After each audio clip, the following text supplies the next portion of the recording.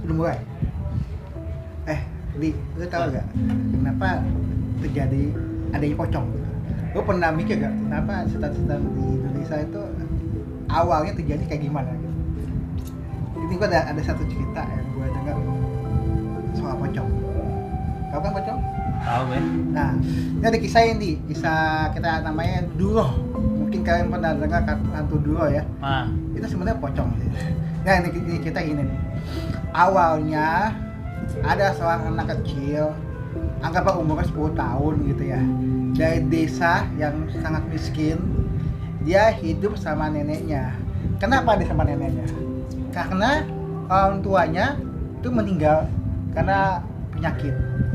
Karena gue tahu sih, karena emang miskin ya, timbul penyakit ya. Gue nggak tahu lah ya seperti itu. Akhirnya waktu meninggal ya tinggal sisa nenek sama dianya doang berdua. Hidupnya sangat susah. Dia jualan anyaman bambu. Tapi kan di desanya itu agak ngalamin krisis. Desa itu lagi miskin lah. Jadi anyaman bambu ini nggak laku lah. Dia kelaparan ini. Terus neneknya suruh ya udah, daripada kamu di sini, mendingan kamu ke desa sebelah minta bantuan. Untung-untung nanti ada yang bantu ya. Oke lah, si dulu masih umur 10 tahun tuh. Dia jalan ke desa sebelah. Nah, jalan ini jauh men. Ini ngelewatin kampung ya, ngelewatin hutan. Anak kecil lewat hutan. Kita aja orang dewasa aja lewat hutan aja mungkin kesasar begini. Buset men, lu kalau seumuran gitu masuk hutan gue gak kebayang gue. Nah, kan dia masuk hutan, dia jalan ke hantu lah gitu. Ke desa sebelah. Perjalanan jauh dari siang sampai malam, besokan ketemu lagi. Dan akhirnya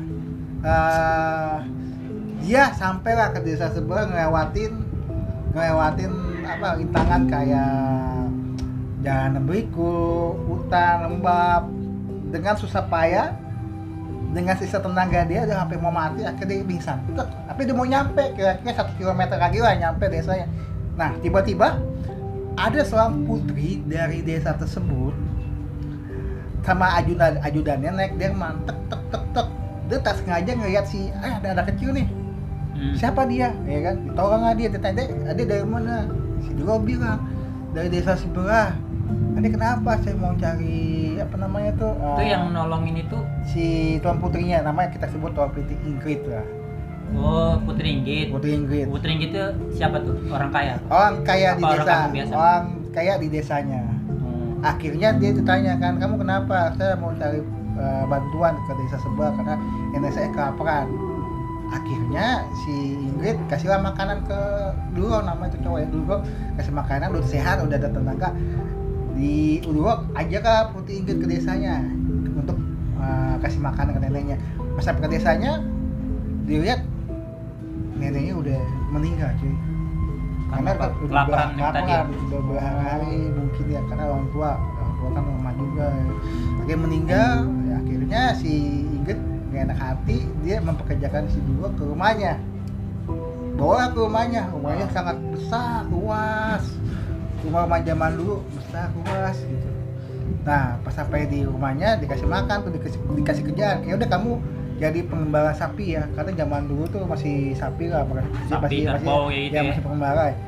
Terus dia dikenalin lah ke ada ajudannya untuk yang ngurus sapi-sapi itu, namanya Karsam itu tangan kanannya apa? Tangan kanannya suaminya.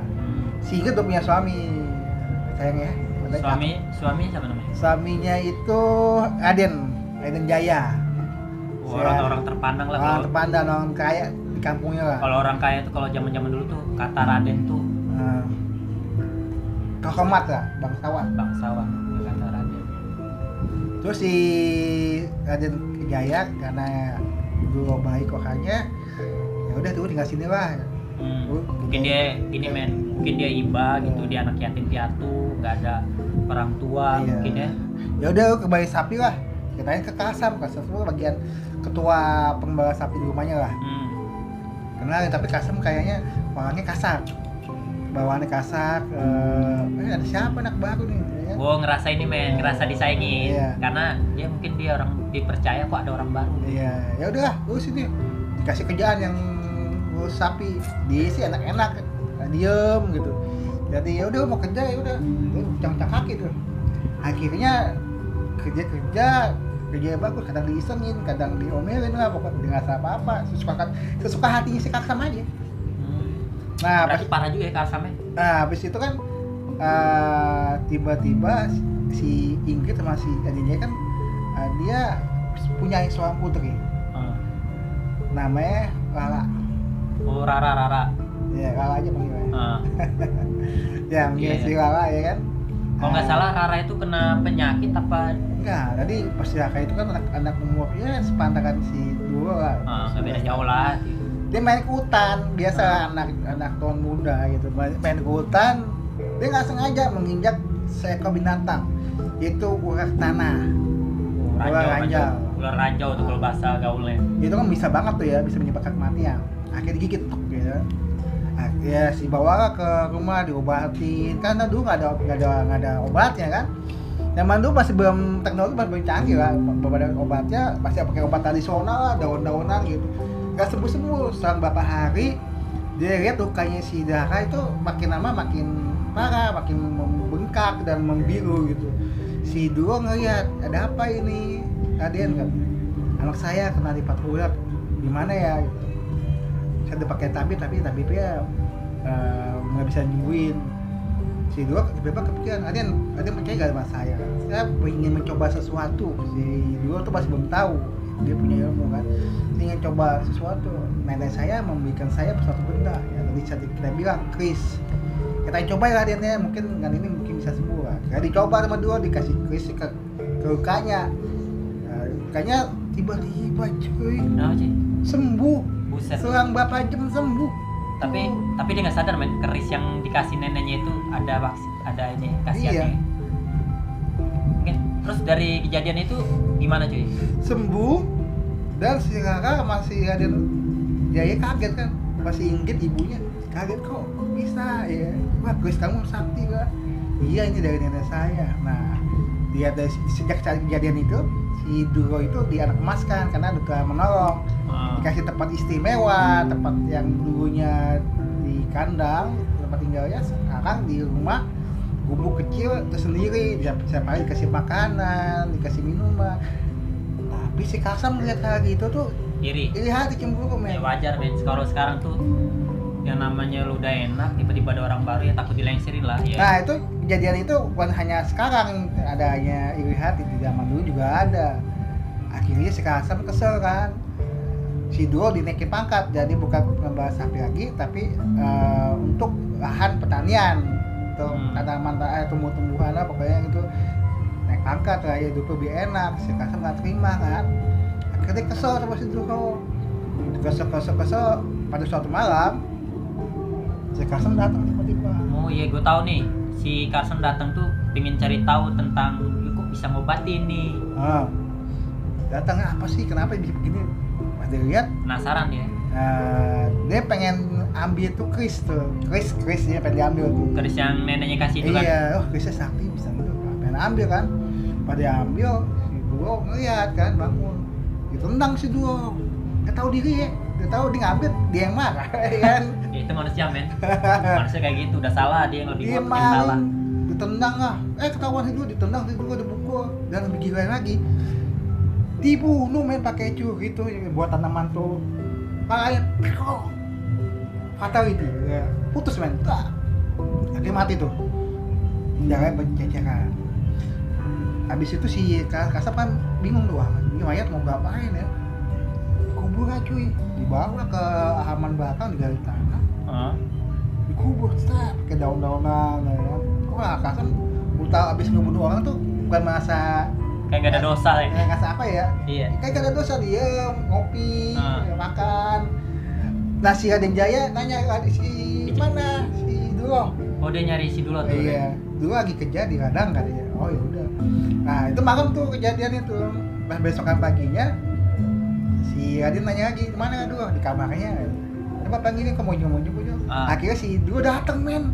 Kaget tuh. Kaget. Kok hidup lagi gitu? Raden cari saya, gitu. Karsam macam, kok bisa ya gitu pagi. Dalam pikirannya, buset nih udah bunuh nih padahal semalam ya. Iya. Kok hidup lagi? Ilmu apa lu pakai katanya? Kaget kan langsung shock gitu kan. Terus Raden Jaya ngomong ke dia gimana? enggak, aku kira kamu pergi dulu katanya, soalnya kamu nggak kelihatan dari kemarin, dari kemana-mana. Oh ya saya di kamar aja, Adian katanya. Tapi pikiran si Kasam tadi, Ini gue setan perasaan udah apa ya? kebunuh semalam ya. Setan gimana ya? Perasaan udah kebunuh kok hidup lagi nih. Iya, makanya. Antara mimpi gak mimpi men ini men. Apa Sejak- mimpi semalam? Sejak Terus kejadian gimana? itu kembali seperti normal. Si Duo kerja di ladang, si Kasam ngawasin. Kasam masih bingung tuh. Kok bisa? Akhirnya si Kasam nyamperin ke si Duo. Duo. Iya. Pengen om aja ya om. Kamu Duo kan asli? Iya katanya. Masih berkeringat, masih kayak manusia biasa gitu. Dia nggak mungkin dong, gue ngebunuh lu, enggak. Jadi kayak, ini kamu Duo ya? Iya, iya om Kasam. Pas itu masih bingung kan Kasam, oh ya udah pulang, malah mikir tuh pas ramai lagi ke tempatnya lagi nih. Tempatnya lagi gila, nggak tahu dia bang, udah dulu orang ke tempat dia lagi, masuk lagi nih. Chris yang diambil hilang men, hilang dia mau cari lagi kan, dia lagi ada kan Chris ya kan, si Duo dipukul lagi men, dibunuh lagi. Dibunuh lagi. Dia Dibunuh masih lagi. penasaran dia kok Nah masih kali hidup ini lagi gitu. dibunuh lagi, dibunuh lagi, mayatnya nggak dikubur, Diapain tuh? dibuang ke kali, malam-malam jelas Pak. Besokan harinya men, Nongol lagi. nongol lagi dia. Maksudnya makin penasaran nih. Ini kakak kok bisa ya? Si Sarka makin penasaran dia. Ini nyawa ada berapa gitu? Kok bisa sih? Si Duo kayak ini men, kayak nggak nyadar dia dibunuh. Jadi gini, dia habis mati, hidup lagi, kejadian yang itu dia lupa. Oh berarti jeleknya ilmu Pancasila gini men. Iya. Jadi Iya. sesuatu yang udah terjadi ke diri lo, walaupun lo udah dibunuh, lo kayak nggak terjadi apa-apa. Iya, dia apa? Ini bingung ya. Kalau gue sih, kalau kayak gitu sih. Tapi kalau gue gitu men, benar. Gue bunuh balik. Bunuh balik lo. Karena gue bisa hidup lagi. Hidup lagi, gitu. gue hidup lagi. Cuman jadi masalah jeleknya ilmu ini nggak sadar lo kalau lo habis bunuh orang gitu. Ya, mungkin karena Duo tuh hati baik kali ya. Nah, habis itu si Duo itu hidup lagi kan, dia apa ke juragan itu juga punya ilmu gelap tuh katanya. Ilmu gelap semua. Oh dia difitnah ya? Ilmu gelap tuh membahayakan desa gitu. Gila, gue kesel banget masih Sakam. Udah ngebunuh nggak tahu diri. Wah, ngomong kayak gitu, cuy. Tapi masih banyak men yang model kayak Sarkam kayak gitu men di dunia pekerjaan gitu. Tapi gue sama temen Duo tuh dua orang baik ya, kayak nggak habis pikir, nggak mikirin itu, udah. Nah, si Rara ini ternyata diam-diam Narati. naruh hati karena udah nolongin, udah apa kan. Nah, sekarang berapa tahun ya bro ya, itu kan udah dewasa tuh, yang dibunuh pas dewasa tuh ya, udah 10 tahun, udah 20 tahun lah ya. Nah, si Rara udah tubuh cantik kan, si Kasam udah tubuh gagah ya, udah bubur lah gitu. Pas dilihat si Kasam tuh cakep, Kasam lagi ke si Duo itu kayak cakep, ganteng, si Rara suka. Habis itu si Sakam ngeliat tuh ada rasa nih, dilaporin ke juragan. Wah, diomelin si Duo. Ada main hati deh. Kamu nggak boleh kayak gitu, bla kan, diomelin. Akhirnya si Rara disuruh putus dan suruh nikah sama cowok lain. Suruh nikah cowok lain. Padahal dia nggak suka, dia sukanya masih si Dulo. Iya. Karena cinta tuh gue paksain. Di pernikahan itu Duo nggak diundang, nggak diajak. Akhirnya seorang bapak bulan si Rara balik lagi tuh ke kamar Kasam, dia ngeliat, dia kangen sama Kasam, Kasam lagi Duo, dia kangen masih Duo. Dulo. Dia kangen masih Duo tuh. Seorang bapak bulan dia datang ke kamar Duo, dia ngeliat, wah Duo lagi tiduran nih, dia datang, ayo Duo, kamu apa kabar? Baik, ya namanya juga suatu kamar ya, berdua ya. Sama cewek pikiran orang aja jelek aja. Iya. Ngapain lo berdua lo di kamar? Ya iblis datang lah, akhirnya mereka bercinta. Mungkin saya juga goda-goda kali ya. Bercinta, ketahuan Mas Raden. Diusir si Dulo, kalau nggak mau pergi sana. Si Kasam bilang gini, gimana kalau kita habisin aja si Dulo. Raden nggak percaya kan si Dulo punya ilmu gelap kan. Coba deh kita bunuh, kita lihat dia hidup lagi ya. Akhirnya dibunuh kan. Orang lihat nih, wah dia punya ilmu katanya. Mau tahu gimana cara supaya dia hidup lagi? Si paranormal yang ngomong ya. Kasih, ya udah kita bunuh. Kita tanyain Chris ini dari paranormal ya, udah lagi, udah dibacain nggak boleh dicabut tuh. Udah cakep. Gue jauh dah. Pas dibunuh mati kan si Duro. Diikat pakai ditarik pocong ya, dibungkus. Itu pakai kris. Dibuang ke suatu jurang. Nah jurang ini sangat dalam dan sangat gelap. Orang yang pernah masuk ke jurang itu nggak akan bisa naik lagi. Jadi si Dulo udah gak hidup lagi udah tuh. Iya, terus dibuang. Sampai kerisnya itu ada yang nyambut. Nah, kalau dicabut hidup lagi. Nah, dibuang ke jurang. Si Rara kan ngeliatnya kan, aduh, orang yang gue cinta ke dibuang. Papa, mama jahat ya. Kalau dia mati, saya mati juga. Akhirnya si Rara terjun itu ke jurang sendiri. Dan mati. Oh, yang dibilang jadi disebut lah itu namanya itu jurang Rara ya. Jurang Rara. Nah itu untuk cerita lanjutnya ntar kita lanjut lagi. Kata si Rara itu bisa dikutukan, aku nggak tahu ya. Pas di jurang, selang berapa tahun, puluhan tahun dah, selang 10-20 tahun, ada seorang pengembara sapi di zaman itu. Nah lembahnya ini kan makin lama makin nggak dalam lagi karena udah kecampur tanah. Jadi ada pengembara sapi yang lagi kekurangan pangannya. Nah itu untuk cerita itu kita lanjut ke segmen selanjutnya aja. Iya gitu aja ya. Ntar Gimana? Biar seru aja nih cerita, mereka biar penasaran. Oke? Jangan lupa nih, follow kita terus, ikutin cerita kita. Subscribe, like, dan komen. Ya.